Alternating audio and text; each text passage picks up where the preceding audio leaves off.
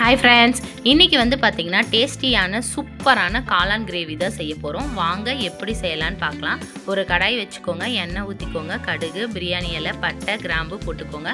நல்லா பொரிஞ்சு வந்ததுக்கப்புறமேட்டு வெங்காயம் போட்டுக்கலாம். போட்டு நல்லா ஒரு வதக்கி விடுங்க.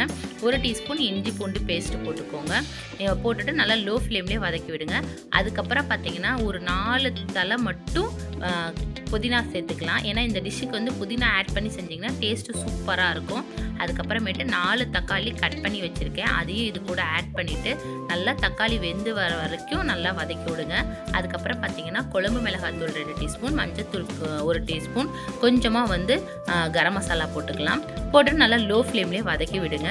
காளானை வந்து பார்த்திங்கன்னா நல்லா 2-3 டைம் கழுவி விட்டுட்டு குட்டி குட்டியாக கட் பண்ணி வச்சுருக்கிறேன், அதையும் இது கூட ஆட் பண்ணிக்கலாம். ஆட் பண்ணிவிட்டு நல்லா ஒரு வதக்கி விடுங்க.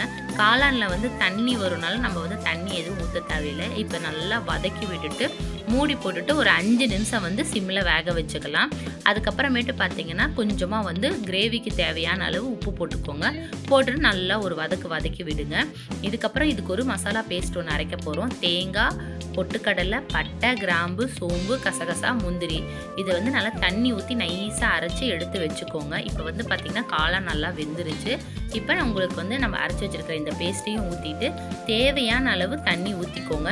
எனக்கு வந்து குழம்பு கொஞ்சம் திக்காக இருக்கிற மாதிரி இருக்குது, ஸோ நான் இன்னும் கொஞ்சம் தண்ணி ஆட் பண்ணிக்கிறேன். நல்லா கொதி வரணும். கொதி வந்ததுக்கு அப்புறமேட்டு பார்த்திங்கன்னா உப்பு, காரம் எல்லாம் போதுமான அளவு இருக்கான்னு செக் பண்ணி பார்த்துக்கோங்க. இப்போ வந்து நான் மூடி போட்டுட்டு ஒரு 10 நிமிஷம் வந்து லோ ஃப்ளேம்லேயே நல்லா வேக வைக்க போகிறேன். இப்போ வந்து பார்த்திங்கன்னா உப்பு, காரம் எல்லாம் கரெக்டாக இருக்குது. நம்ம வந்து கொத்தமல்லி தலையை போட்டுட்டு அடுப்பை ஆஃப் பண்ணிடலாம். நல்லா எண்ணெய் பிரிஞ்சு வந்துருச்சு பார்த்திங்களா. இன்றைக்கி நைட்டுக்கு வந்து நம்ம வீட்டில் வந்து சப்பாத்தி தான் செஞ்சுருந்தேன். அதுக்கு வந்து இந்த டிஷ் செஞ்சுருந்தேன். டேஸ்ட்டு சூப்பராக இருந்தது. நீங்களும் ட்ரை பண்ணி பாருங்கள். பாய்.